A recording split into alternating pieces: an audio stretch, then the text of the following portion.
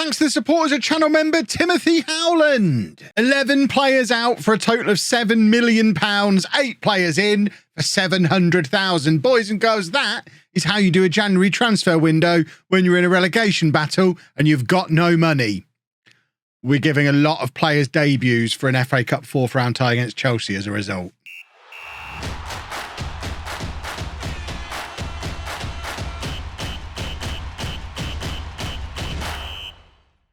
Hello and welcome to Club 2, Part 3 of Non-League to Legend. I'm Kevin. Coming up on today's episode, we have that FA Cup 4th round tie against Chelsea. Unfortunately, it's at home. Should still be a sellout, but we're not going to make quite as much money as we would have done away from home. Not as important, though, when you see the transfer business we've done. We're also going to play Millwall in a very important relegation 6-pointer in the league. Since you were last with me, form has been...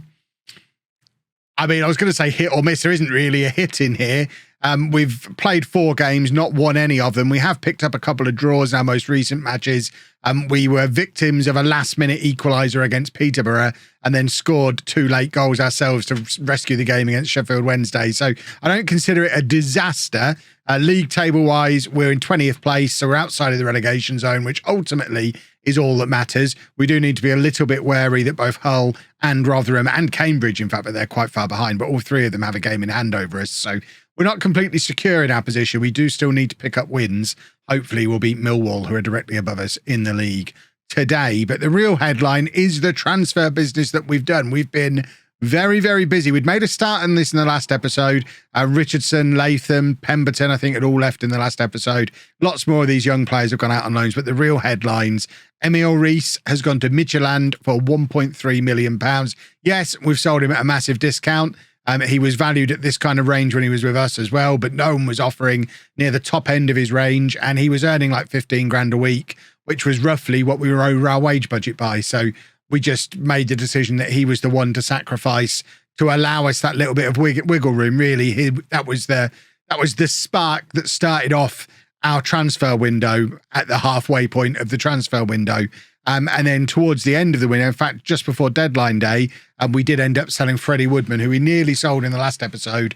He's gone to Everton for £5.5 million, so actually more than the deal that he was involved in earlier on in the window. And that led to a deadline day explosion of activity as well. But the first wave of incoming transfers as a result of Rees leaving might be the greatest transfer I've ever done in Football Manager. Danny Hudson, 18-year-old Scottish under-21 international, who was available on a free transfer from Ross County.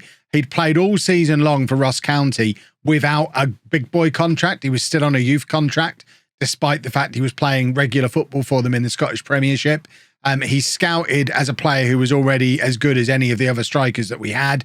He's got Premier League potential, 5 stars of potential, and he's come in with a value of 7.8 to 12.5 million pounds. Even if he ends up being rubbish, if we can sell him as an 18-year-old for 10 million in the summer, he'll still be 18 in the summer.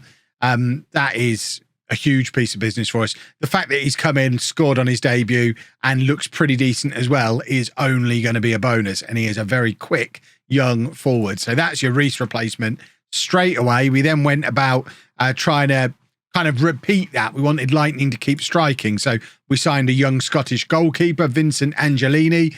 Decent potential, not good enough to come in and replace Woodman. So we went back to the drawing board there. But he's a decent backup.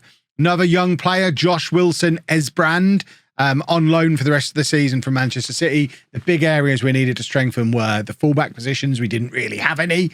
So he can come in and make left back his own on loan from Manchester City. Far better than anyone else we had in the left back position. So he comes straight into the first team squad. Aidan Steele is a young Northern Irish player who we've signed from Crusaders. We're raiding all of these leagues that we've got loaded that normally you don't raid. But Aidan Steele, 3 stars of current ability. He's a former Northern Irish under-21 international. Not going to set the world alight, but for £90,000, he can certainly come straight into our first team and offer some depth, even if it's just until the end of this season. Then another fantastic piece of business, our new goalkeeper, the Woodman replacement, Saidi Nguisa. You're going to have to let me know down in the comments how you say this guy's name. But he's a 6'3", 3.5 star current ability, DR Congo international goalkeeper.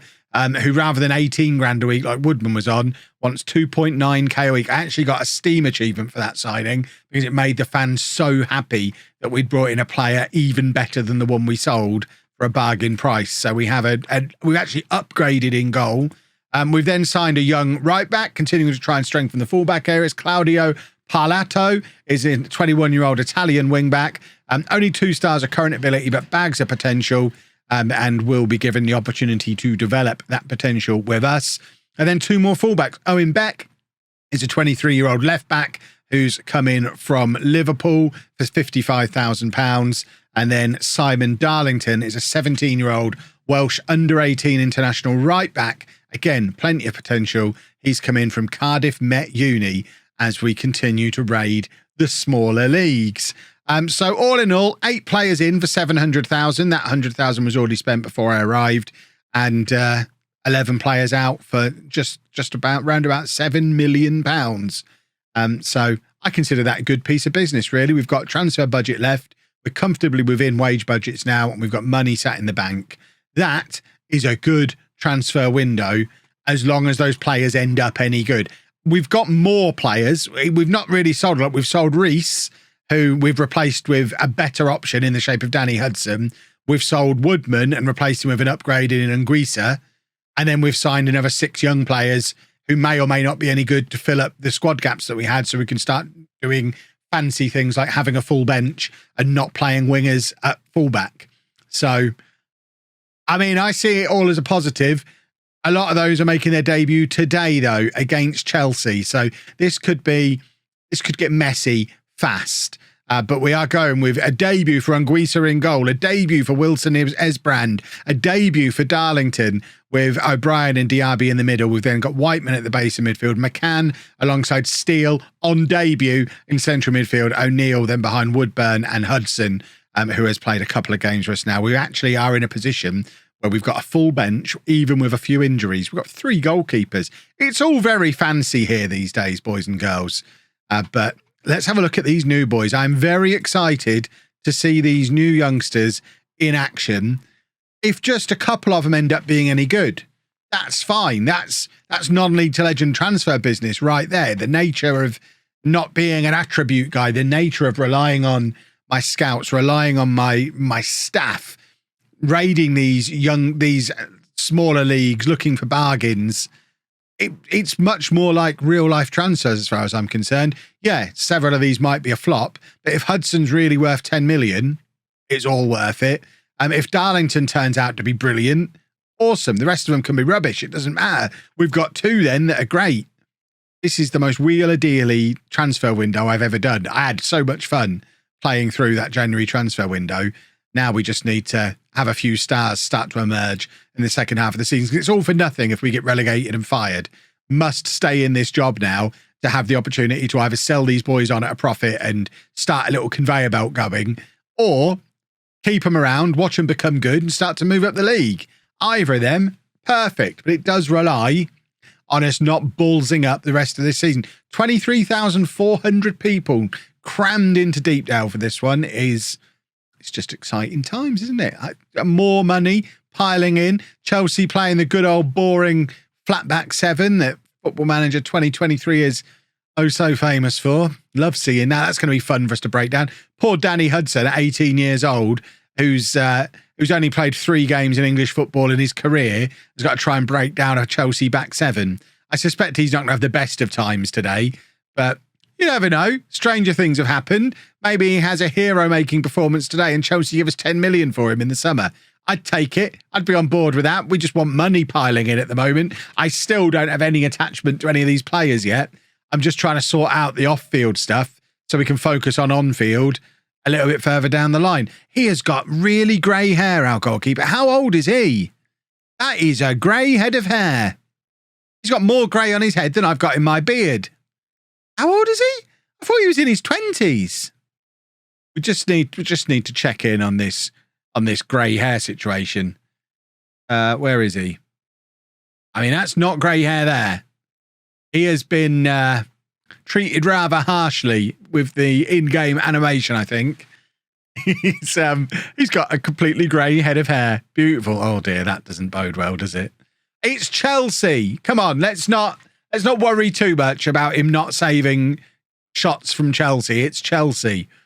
And he's got two players in front of him making debuts in the back four. One of them's 17 years old. Everyone gets a pass today. We're not supposed to get a result against Chelsea. We're just supposed to make money. It's the Millwall game that we've got to win. That's the important one. So let's just make it through this without getting too embarrassed. We've got more potential debuts sat down on the bench as well, and we'll be bringing on as many of them as we possibly can just to start getting games under the belts of these young players, starting the development process going with them. And there is Wilson Esbrand. First look at him. Yikes. Oh, I tell you what, he almost won the ball back. He did well there to get back into position after Reece James absolutely ruined him. Good work from Diaby there. And then Steele turns, looks up, lumps it forward. Look at Hudson. Look at the pace on Hudson. He's ruined Fofana for pace there. And Danny Hudson is very close to grabbing a goal against Chelsea. That was just pure pace and physicality from Hudson there. That was beautiful. Now O'Neill is through, and Chelsea, unfortunately, with Slonina in goal, presumably playing a little bit of a rotated team today, or at the very least, a cup goalkeeper. I can't imagine Slonina is the first choice keeper at Chelsea. So I guess we are, 4 years in the future? I suppose he could be, maybe. Mason Mount against Darlington now on this right-hand side.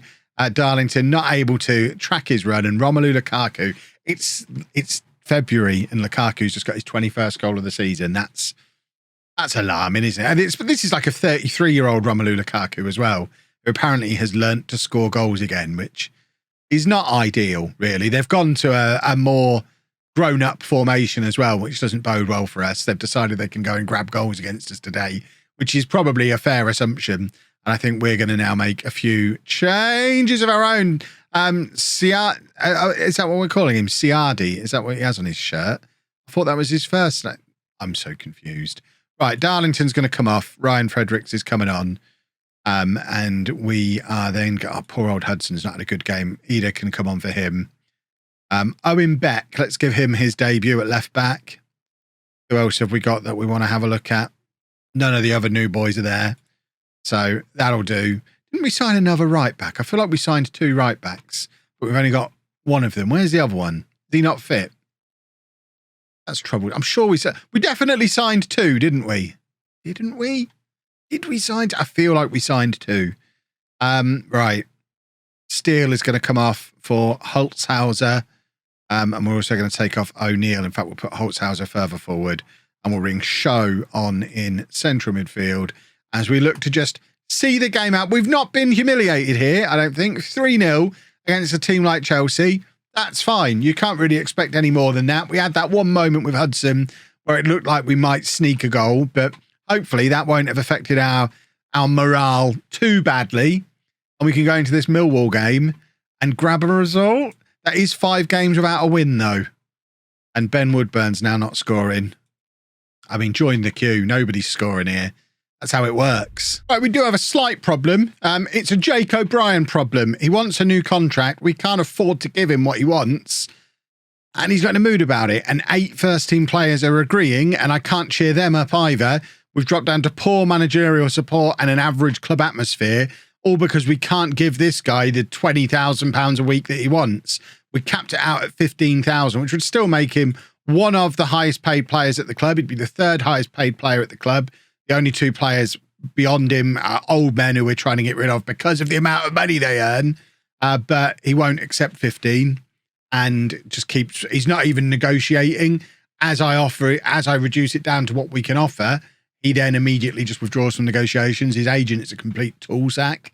And yeah, we've got a problem because it's causing this and this and this. It's the sort of thing that, based on how I know Football Manager is, could lead to us getting relegated. And we need to give him a new contract pronto. The board won't let me.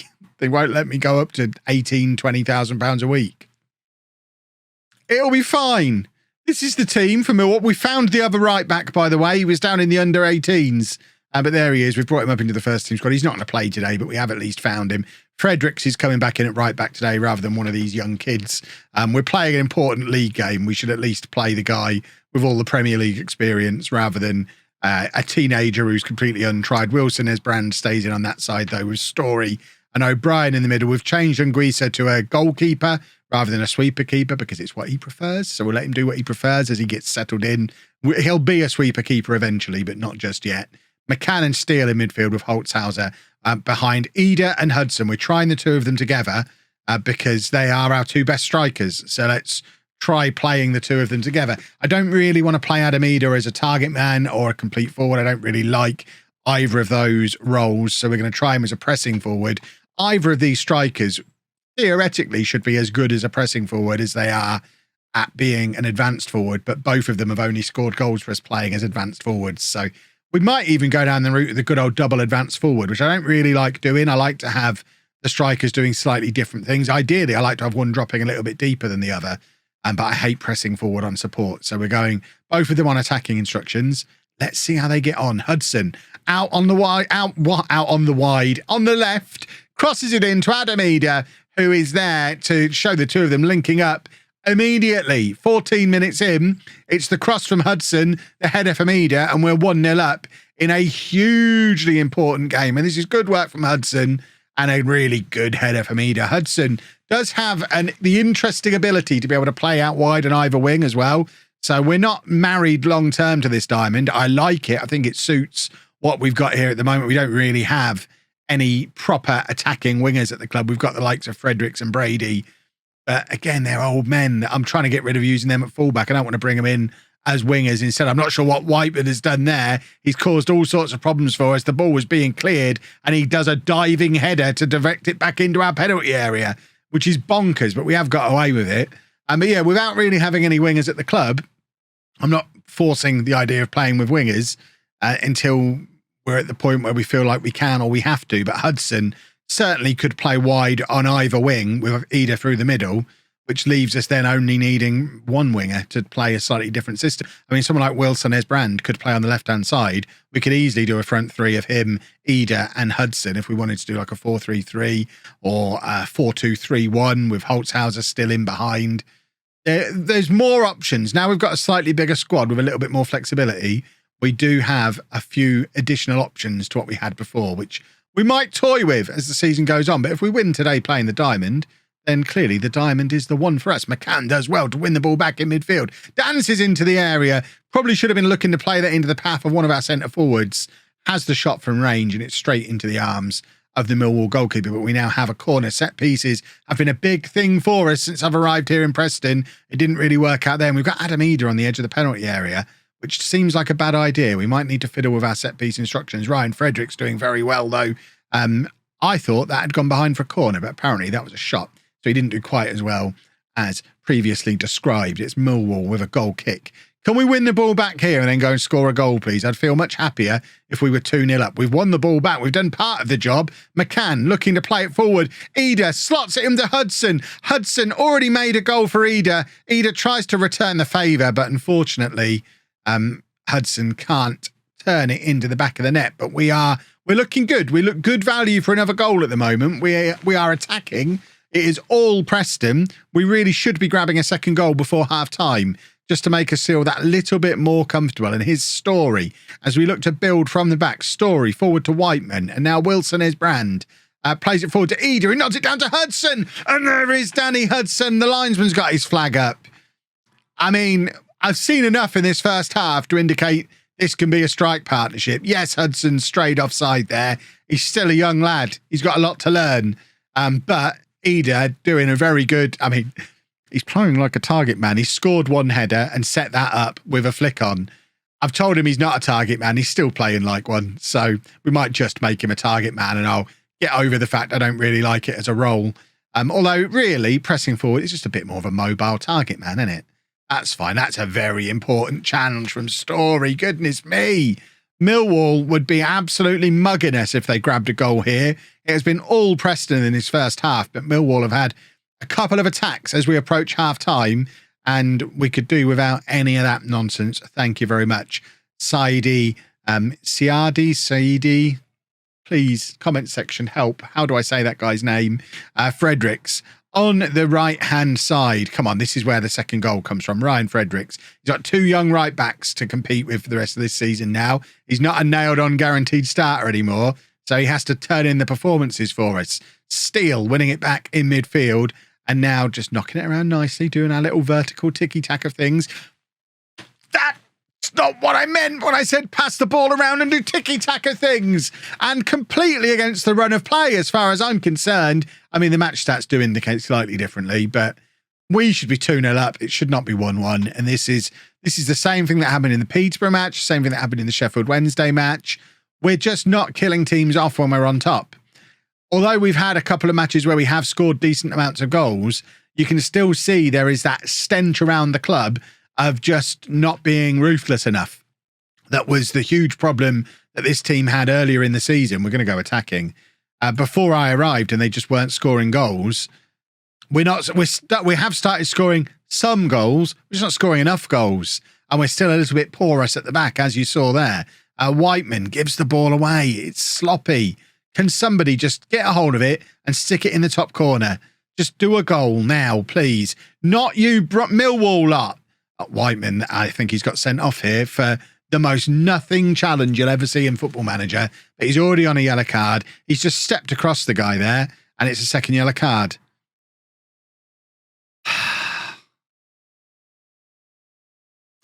Oh, Football Manager. Oh, Football Manager. Why must you be the way that you are? When we play these big matches, why do we always have to take a red card? You either have to get a red card or give away a penalty. We slip back into the relegation zone as it stands at the moment. And that is not what I was hoping we would do today, believe it or not. I hoped we wouldn't go back in the relegation zone. Spoilers for what I was planning for this episode. A story to Steele, ball over the top, looking for Hudson. Hudson is in, and Ida, and he's there for his second goal of the game, and it's Hudson and Ida combining again. I mean, this time Hudson's not crossing, he's having the shot himself, and it bobbles to Ida, but Adam Ida definitely can play as a pressing forward. We've learned that today. I think this is our strike partnership for the rest of the season. Hudson and Ida. Hudson is he's just a nuisance. He's so quick. He is a nuisance. And Adam Ida, hugely important finish from him. What a player he is becoming as part of the Chapman era here at Preston. We drop back down to a positive mentality. We don't need to be all-out attack for the last half hour of the game when we're already winning. But what I'd really like to do is grab a third goal and just snuff out the possibility of the late equaliser, which does seem to be a theme of our matches at the moment. Let's win this game comfortably. Holzhauser to Steele, slots it into Ida on his hat-trick. Ida's been brought down there. It's a penalty. Ida's our regular penalty taker anyway, and he scores, and it's 3-1, and it's easy peasy. Adam Ida has a hat-trick, an 11th goal of the season. He'd scored 2 goals this season when I arrived, but it's 3-1. It should, bear in mind we're still down to 10 men, but this should be a massively important victory against one of our big relegation rivals. We are so far ahead on XG. It would be a travesty if we didn't win this game now. Right, Wilson, Wilson is tired, so he can come off. Fredericks is tired, so he's going to come off. And we're also going to take off Holzhauser, and O'Neill can come on for him. We don't need to make 5 changes, as much as I love making 5 in one go. We're trying to be sensible here. It's going to be Hudson to take the corner. We can add a 4th. That'll be a nice little cherry on top. And O'Neill has rattled the frame of the goal from the edge of the area. That would have been absolutely beautiful and no less than we deserve. Looking at the match stats, we have absolutely dominated. Even after going down to 10 men, it's not changed the course of this game. We have been very, very good today. O'Brien is going to come off. He's not, because we don't have a centre-back on the bench. Brilliant. McCann is going to come off for show. And then for the final change, I think we are going to take off young Danny Hudson. Give that boy a standing ovation. He is going to be a superstar. But for now, we bring Woodburn on to play up front. Just tuck in behind Ida, who's on a 9.9. What does he have to do to get that perfect 10? Has he got one more goal in him, or an assist, or just something fancy? Look, do something fancy here. Earn that last 0.1 on your score. Anyone giving you a 9.9 is just mean. You deserve a 10 today. You've been wonderful. Oh, God. We're gonna draw, aren't we? After all this, there's the door is open for the late equaliser. I won't be able to cope. If it happens again, I will not be able to cope with it. Darlington with the free kick, looking for anyone in a white shirt, really doesn't find anybody. But luckily their counter-attack just gets snuffed out, and it's Darlington again playing it into O'Neill. He's got men in the middle. Woodburn's there. Eda's there. O'Neill, just give it to somebody. He's been fouled. Surely he hasn't. Eda comes away with the ball, plays it back to O'Neill. Please, somebody do a goal. Woodburn with the effort. And oh my word. How have we not scored a goal there?